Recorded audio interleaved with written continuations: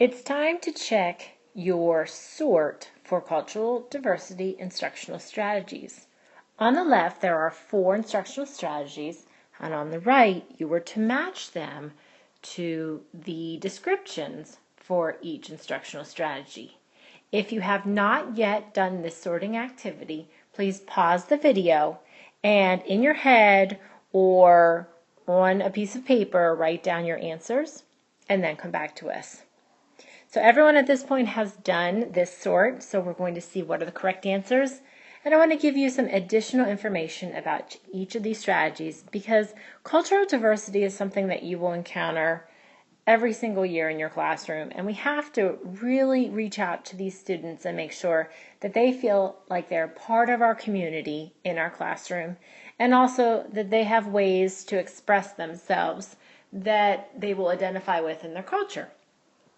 So our first category is collaborations between the family, the school, and the community. And if we look carefully here, I'm going to draw a line and match up those 2 areas. So collaborations are exactly what they sound like. This is where we can really enhance students' learning by looking outside of the classroom.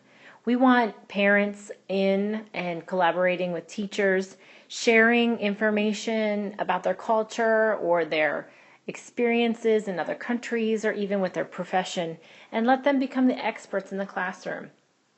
Also, we want to connect students to the community around them, whether it be businesses, politicians, local leaders, jobs.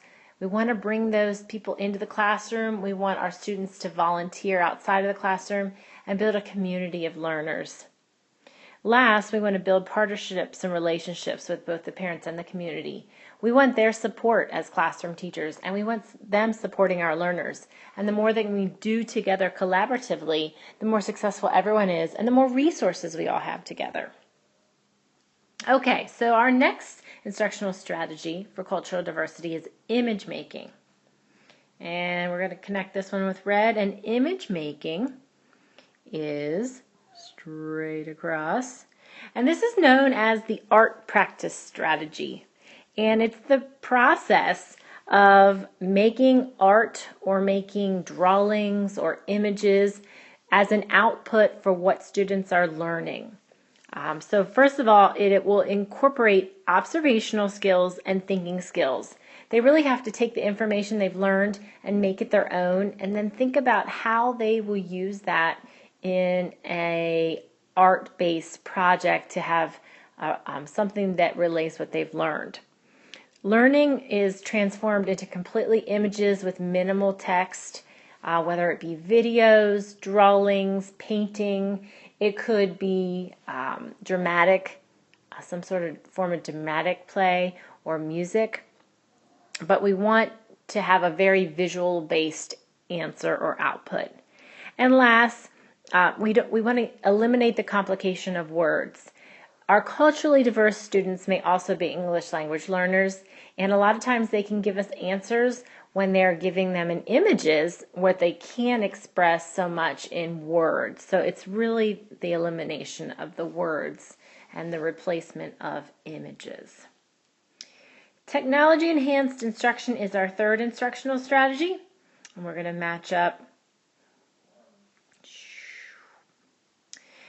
to the first category, and I wanted to share with you the using technology is becoming so exciting in classrooms, and it's becoming the norm in many cases.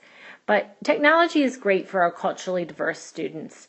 First of all, it connects them to the world around them, and it might have been the world that they're away from right now.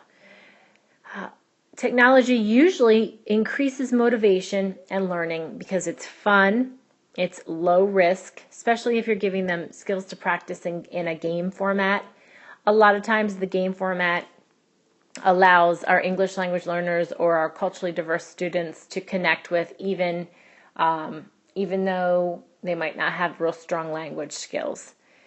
It connects students globally, and this is the one I use it for the most.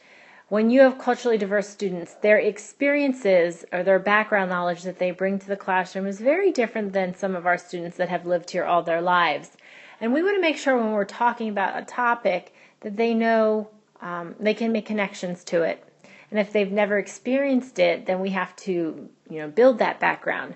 So with the use of pictures, video, any kind of image online, we can build information for the student or even clarify information before we teach it. So it'd be a time that you get together with your kiddos and do a little bit of pre-assessment to see what they already know about the topic. And if they don't have a lot in that little folder in their brain, we want to build it up with things that technology can allow us to connect to. That leaves our last category, a real quick little match, and we're going to take the quality multicultural literature and slide it right in here. And this is something that is sometimes overlooked in classrooms, but the literature that we choose to use with our students really needs to reflect the students in our classroom, and also needs to reflect the world around us. We don't live in bubbles. We may have classrooms that reflect that once in a while, but we need our literature to be diverse and to get away from that westernized view of the United States and look at the world. So first and foremost, a student's culture should be represented in the texts that they see and hear throughout the classroom.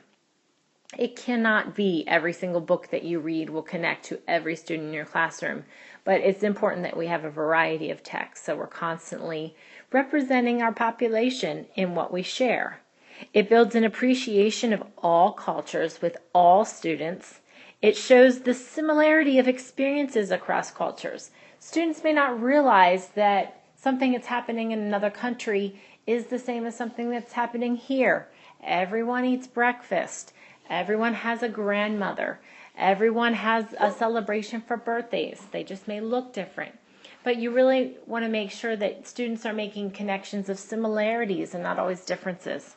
And last, it always helps our culturally diverse students feel normal when they see pictures and media and literature that represents them. It's not that they are different from everything that they encounter every day. We want them to be included. So these are our culturally diverse instructional strategies. There are 4 of them. They go hand in hand with the English language learning strategies we just talked about, because most of our CLD students are also English as a second language students as well. So you want to partner those up together.